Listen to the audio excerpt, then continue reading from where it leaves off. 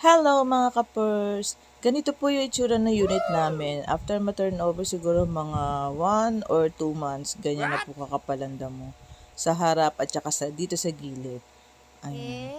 So, we decided na ipasemento na siya, yung flooring, para hindi na namin problemahin yung paglago ng damo. Kasi kahit ipatabas siya, mga 2 to 3 weeks, dadami na naman. So, eto na po ang itsura ng aming unit ngayon. Ayan, nakasemento na yung harap, gilid at saka likod. Malinis na siyang tignan. Ayan, nakakatuwa.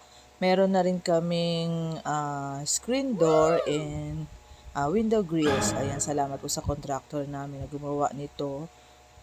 Budget friendly and pulido naman po yung pagkakagawa. Meron po yung dalawang exit, isa sa taas.